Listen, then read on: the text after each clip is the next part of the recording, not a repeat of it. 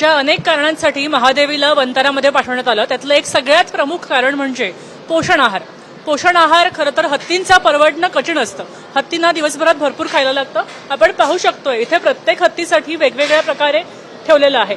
शांती नावाच्या हत्तीसाठी आज खिचडी आहे, तर बेट्टीसाठी आज पोट्रीएज केलेलं आहे, राईस आहे. त्यानंतर लाडू 2 दिलेले असतात. लाडू देण्याचं प्रकरण म्हणजे ज्या हत्तींना गोळ्या खाऊ घालायच्या असतात, औषधं द्यायची असतात, ती औषधं या लाडूंच्या मध्ये घातलेली जातात. त्यानंतर सोबत सलाड असतं, काकडी, गाजर, केळी, ऍपल्स आणि त्यानंतर हळद, काजू, शेंगदाणे, त्याचे खायला लाडू, किसलेला बारीक कोकोनट, नारळ आणि बदाम आणि त्यानंतर सोबत ही सगळी हिरवी वनस्पती असते. या हिरव्या वनस्पती त्यांना जंगलामध्ये मुबलक मिळतात आणि त्यामुळे त्यांना ते प्रकार फार आवडतात.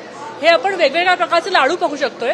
हे आहेत ड्रायफ्रुटचे लाडू, त्यानंतर रागीचे लाडू आहेत, त्याच्यामध्ये कोकोनट पावडर सुद्धा आहे, शेंगदाणे आहेत आणि आता isakal.com आहे देशातील नंबर 1 ची मराठी न्यूज वेबसाईट. प्रत्येक अपडेटसाठी isakal.com ला नक्की भेट द्या. त्यानंतर हे पिठाचे तूप घातलेले लाडू आहेत.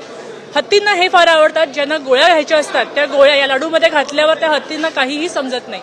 असे अनेक प्रकारचे लाडू असतात. त्यांना रोज एकच लाडू दिला जात नाही, तर प्रत्येक दिवशी वेगवेगळ्या प्रकारचा लाडू दिला जातो. ही जी व्हरायटी असते त्या व्हरायटीमुळे त्यांना गोळ्या घेणं सोपं जातं. त्यानंतर आपण या साईडला पाहू शकतो की प्रत्येक वेगवेगळ्या हत्तीच्या नावानं वेगवेगळं जेवण काढून ठेवलेलं आहे. या सगळ्या लाडूंनंतर हे सगळं जेवण काढलेलं आहे माधुरीसाठी. हे माधुरीचं जेवण आपण बघू शकतो. हे माधुरीचं नाव लिहिलेलं आहे. तिला आजच्या दिवसामध्ये 2 किलोग्रॅम इतकी खिचडी दिली जाणार आहे.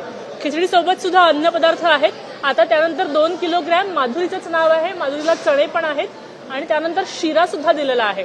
या शिऱ्यासोबत थोडेसे उकडलेले गहू आणि पुन्हा उकडलेली डाळ अशा प्रकारचा तिचा माधुरीचा आज आहार असणार आहे.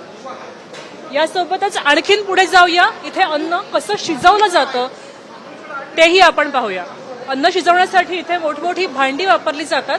या ठिकाणी आपण पाहू शकतोय की कशा प्रकारे शिजवायला ठेवलेलं आहे आणि आचारी तिथे काम करतायत.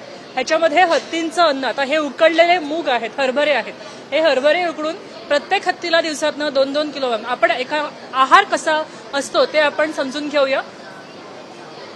हाथी को एक दिन में कितना देते हैं खाना देते हैं? एक दिन में 10 किलो 10 किलो देते हैं? एक टाइम का एक टाइम का 10 किलो। और दिन में कितने बार देते हैं? दिन में 3 बार 3 बार देते हैं। 3 बार। ये क्या बना रहे हो? ये दलिया है। दलिया है। दलिया। इसमें स्वीट जाता है? हाँ स्वीट स्वीट जाता है। क्या क्या जाता है? इसमें जेगरी है, जेगरी और दलिया।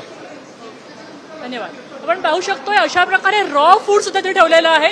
या ठिकाणी खाद्य तेल कोणतं वापरलं जातं त्यासाठी सुद्धा हे सगळं आणलेलं आहे. हे मिक्स करण्यासाठी आपण बघू शकतोय कशा प्रकारे या मशीन्स आहेत आणि त्याच्यामध्ये हे सगळं मिसळलं जातं. हे लाडू बनवायची प्रोसेस या ठिकाणी सुरू आहे. हा दादा हाताने हे लाडू वळतोय जेणेकरून हत्तीला खाताना त्रास होऊ नये. ही लाडू बनवण्याची पद्धत अशा प्रकारे केली जाते. त्यानंतर सगळं सुकं खाऊ जे आहे ते या बाजूला ठेवलेलं आहे.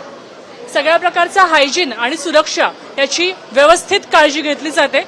ही काळजी घेऊन त्या प्रकारे हत्तीला एका वेळी दिवसातनं 30 किलो खाऊ दिलं जातं. एका वेळी 10 किलो असं दिवसातनं 3 वेळा 10 असं 30 किलो खाऊ एक हत्ती खातो. तर यानंतर हत्तीला पुन्हा वंतारामधनं कोल्हापूरमध्ये आणल्यावर या सगळ्या खाण्याची जबाबदारी कोल्हापूर आणि नांदणी मठ स्वीकारणार आहे का, कोल्हापूरकर स्वीकारणार आहेत का, हे पाहणं महत्त्वाचं ठरणार आहे. व्हिडिओ जर्नलिस्ट मनोज खेतले सोबत मी मृगावर्तक, वंतारा, गुजरात. देश विदेशातील प्रत्येक घडामोडींचे लाईव्ह अपडेट मिळवण्यासाठी आता साम टीव्हीच्या सर्व सोशल मीडिया प्लॅटफॉर्मला लाईक, फॉलो आणि सबस्क्राईब करा. तसंच सर्व नोटिफिकेशनसाठी बेल आयकॉन प्रेस करायला विसरू नका.